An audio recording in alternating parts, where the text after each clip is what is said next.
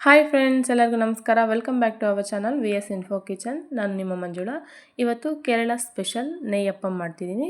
ಇದು ಹೊರಗಡೆ ಕ್ರಿಸ್ಪಿಯಾಗಿ ಒಳಗಡೆ ಸಾಫ್ಟಾಗಿ ಇರುತ್ತೆ, ತುಂಬ ಚೆನ್ನಾಗಿರುತ್ತೆ. ಅದು ಹೇಗೆ ಮಾಡೋದು ಅಂತ ನೋಡೋಣ ಬನ್ನಿ. ಫಸ್ಟು ಒಂದು ಬೌಲ್ ತಗೊಳ್ಳಿ. ನಾನು 1 ಕಪ್ಪಷ್ಟು ಅಕ್ಕಿ ತೊಗೊತಿದ್ದೀನಿ. ಇದು ರೇಷನ್ ಅಕ್ಕಿ. ಚಿಕ್ಕ ಕಪ್ಪಲ್ಲಿ 1 ಕಪ್ ತೊಗೊಂಡಿದ್ದೀನಿ. ಇದನ್ನು ನೀರು ಹಾಕಿ ಚೆನ್ನಾಗಿ 2 ಟೈಮು ವಾಶ್ ಮಾಡ್ಕೋಬೇಕು. ನೆಯ್ಯಪ್ಪಂಗೆ ಜಾಸ್ತಿ ರೇಷನ್ ಅಕ್ಕಿನೇ ಬಳಸ್ತಾರೆ, ಸೋನಾ ಮಸೂರಿ ಅಕ್ಕಿ ಬಳಸೋದಿಲ್ಲ.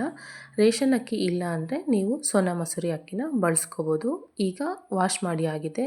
ನೀರು ಹಾಕಿ 8 ಗಂಟೆ ಕಾಲ ಅಕ್ಕಿ ನೆನೆಯೋಕ್ಕೆ ಬಿಡಬೇಕು. ನಾನು ಇಲ್ಲಿ 8 ಗಂಟೆ ಆದ ನಂತರ ತೋರಿಸ್ತಾ ಇದ್ದೀನಿ. ಅಕ್ಕಿ ನೋಡಿ ಚೆನ್ನಾಗಿ ನೆಂದ್ಕೊಂಡಿದೆ.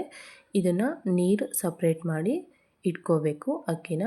ಈಗ ಬೆಲ್ಲದ ಪಾಕ ಮಾಡ್ಕೊಳ್ಳೋಣ. 1 ಕಪ್ಪು ಅಕ್ಕಿಗೆ 1 ಕಪ್ಪಷ್ಟು ಬೆಲ್ಲ ಆದರೆ ಸಾಕಾಗುತ್ತೆ. ಈಗ ಸ್ಟವ್ ಆನ್ ಮಾಡಿಕೊಂಡು ಒಂದು ಬೌಲ್ ಇಟ್ಕೊಳ್ಳಿ. ಅದರಲ್ಲಿ ಬೆಲ್ಲನ ಹಾಕಿ, ಬೆಲ್ಲ ಮುಳುಗೋ ಅಷ್ಟೇ ನೀರು ಹಾಕಬೇಕು, ಜಾಸ್ತಿ ಹಾಕಬಾರ್ದು. ನಾನು ಇಲ್ಲಿ ಒಂದು ಚಿಕ್ಕ ಗ್ಲಾಸಲ್ಲಿ ಅರ್ಧ ಗ್ಲಾಸಷ್ಟು ನೀರು ಹಾಕಿದ್ದೀನಿ. ಬೆಲ್ಲ ಕರಗಿದ್ರೆ ಸಾಕಾಗುತ್ತೆ, ಇದು ಪಾಕ ಬರೋ ಅವಶ್ಯಕತೆ ಇಲ್ಲ. ಈಗ ನೋಡಿ ಬೆಲ್ಲ ಎಲ್ಲ ಕರಗಿದೆ. ಇದನ್ನು ತಣ್ಣಗಾಗಲು ಬಿಡೋಣ. ನೆನೆಸಿರೋ ಅಂತಹ ಅಕ್ಕಿನ ಮಿಕ್ಸಿ ಮಾಡ್ಕೊಳ್ಳೋಣ. ಒಂದು ಮಿಕ್ಸರ್ ಜಾರ್ ತೊಗೊಂಡು ನೆನೆಸಿರೋ ಅಂತಹ ಅಕ್ಕಿನೆಲ್ಲ ಮಿಕ್ಸರ್ ಜಾರ್ ಒಳಗಡೆ ಸೇರಿಸ್ಕೊಳ್ಳಿ. ನಂತರ ಒಂದು ಸ್ಟ್ರೈನರ್ ತೊಗೊಂಡು ಕರಗಿದ ಅಂತಹ ಬೆಲ್ಲನ ಸೋಸ್ಕೋಬೇಕು. ಇದರಲ್ಲಿ ಏನಾದರೂ ಡಸ್ಟ್ ಏನಾದರೂ ಇದ್ದರೆ ಹೋಗುತ್ತೆ ಅಂತ ಅಷ್ಟೇ. ಇದು ತಣ್ಣಗಾದ ನಂತರ ಮಾತ್ರ ಸೇರಿಸ್ಕೋಬೇಕು. ಇದಕ್ಕೆ ನೀರು ಹಾಕೋ ಅವಶ್ಯಕತೆ ಇರೋದಿಲ್ಲ. ಕರಗಿಸಿರೋ ಅಂತಹ ಬೆಲ್ಲದ ರಸನೇ ಸರೋಗುತ್ತೆ ಮಿಕ್ಸಿ ಮಾಡ್ಕೊಳೋಕ್ಕೆ. ಈಗ 2 ಏಲಕ್ಕಿನ ಹಾಕ್ತಾಯಿದ್ದೀನಿ. ಈಗ ಅರ್ಧ ಕಪ್ಪಷ್ಟು ಗೋಧಿ ಹಿಟ್ಟನ್ನ ಸೇರಿಸ್ಕೊತಾ ಇದ್ದೀನಿ. ಈಗ ಇದನ್ನು ಮುಚ್ಚಳ ಮುಚ್ಚಿ ನುಣ್ಣಗೆ ರುಬ್ಕೋಬೇಕು. ಬೇಕು ಅಂದರೆ ಸ್ವಲ್ಪ ತರಿಯಾಗಿ ಕೂಡ ರುಬ್ಕೋಬೋದು. ಚಿರೋಟಿ ರವೆ ಕನ್ಸಿಸ್ಟೆನ್ಸಿ ಇದ್ದರೆ ಸಾಕು. ನೋಡಿ, ನಾನು ಅದೇ ಕನ್ಸಿಸ್ಟೆನ್ಸಿಯಾಗಿ ರುಬ್ಕೊಂಡಿದ್ದೀನಿ.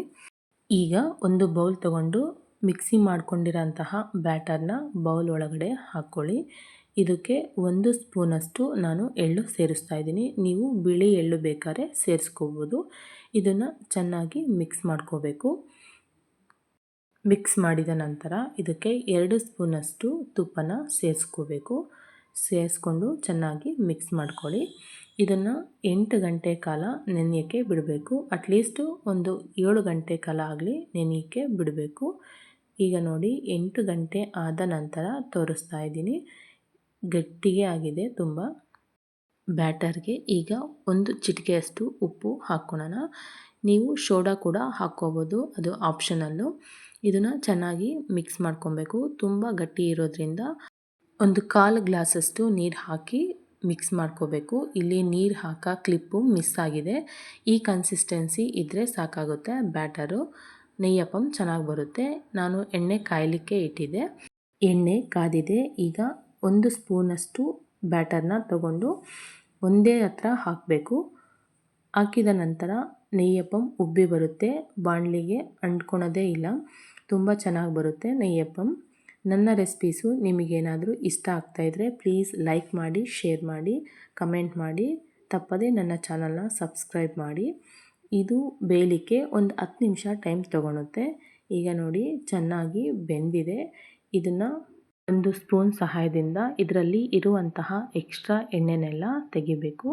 ಈಗ ನೋಡಿ ಎಷ್ಟು ಚೆನ್ನಾಗಿ ಬಂದಿದೆ ಅಂತ ನೆಯ್ಯಪ್ಪಂ. ನಾನು ಇದೇ ಥರ ಎಲ್ಲ ನೆಯ್ಯಪ್ಪಂನ ಮಾಡ್ಕೊತಾ ಇದ್ದೀನಿ. ಈ ನೆಯ್ಯಪ್ಪಂ ಟೀ ಟೈಮ್ ಜೊತೆಗೆ ತುಂಬ ಚೆನ್ನಾಗಿರುತ್ತೆ. ಈವ್ನಿಂಗ್ ಸ್ನ್ಯಾಕ್ ಆಗಿ ಮಕ್ಕಳಂತೂ ತುಂಬ ಇಷ್ಟಪಟ್ಟು ತಿಂತಾರೆ. ನಿಮ್ಮ ಮನೆಯಲ್ಲಿ ಈ ರೆಸಿಪಿನ ಒಂದು ಸರಿ ಟ್ರೈ ಮಾಡಿ ನೋಡಿ. ಹೇಗೆ ಬಂತು ಅಂತ ಕಮೆಂಟ್ ಮೂಲಕ ತಿಳಿಸಿ. ನನ್ನ ಚಾನಲ್ನ ತಪ್ಪದೇ ಸಬ್ಸ್ಕ್ರೈಬ್ ಮಾಡಿ. Thank you for watching. Bye.